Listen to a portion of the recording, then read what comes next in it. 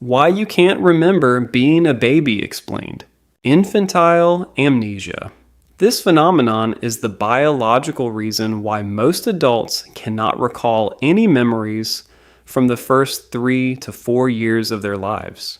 While we often think of memory as a continuous recording, the brain in early development is actually busy building the foundation of its storage system rather than saving specific events.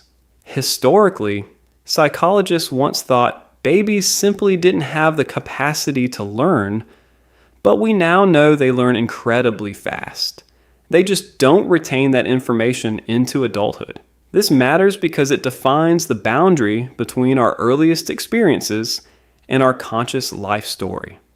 Hippocampal neurogenesis.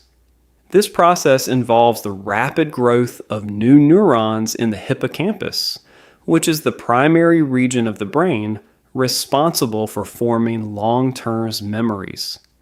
During infancy, the production of these cells is at its peak as the brain expands to handle a lifetime of information. However, this high rate of growth actually disrupts existing memory circuits, essentially overwriting the scaffolding used to record early childhood experiences. It is a biological trade-off where the brain prioritizes long-term capacity and flexibility over the preservation of temporary early memories. The lack of language acquisition. This is the structural hurdle where a child's inability to speak prevents them from encoding memories in a way that an adult brain can retrieve.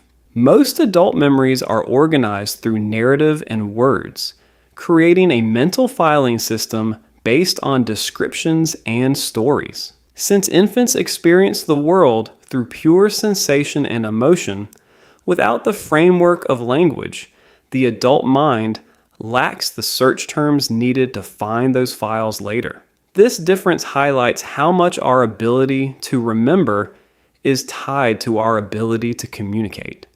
Cognitive self-awareness.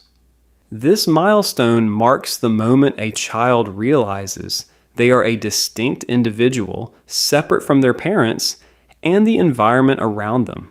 Without a developed sense of self, there is no central character to anchor an autobiographical memory to. Before this realization, which typically occurs around age 2, experiences are just things that happen rather than things that happen to me. Once this self-concept is established, it acts as the glue that allows memories to stick and be organized into a personal history. Synaptic pruning. This is the brain's way of streamlining its connections by getting rid of the weaker ones to make room for more efficient pathways. In the first few years of life, the brain creates an excess of synapses as it absorbs everything in its environment. As we grow, the brain decides which connections are the most useful and prunes away the rest, including the pathways that stored those earliest, unorganized memories. This matters because it shows that forgetting is not a failure of the brain, but a necessary part of making it more powerful and focused. Encoding specificity. This concept explains the disconnect between the physical and mental state of an infant versus that of an adult. For a memory to be recalled effectively, the internal and external environment during retrieval usually needs to match the environment during the original event. Because the adult brain operates so differently from the infant brain, physically, chemically, and perspectively, the retrieval cues are fundamentally incompatible. It is as if the data was written on a type of software that the adult operating system can no longer read. The development of narrative structure. This refers to the way children learn how to tell a story through social interaction with adults. When parents talk to children about their day, they are teaching them how to organize events into a beginning, middle, and end. Before a child understands how a story works, their memories are just isolated fragments of light, sound, and feeling that don't have a clear sequence.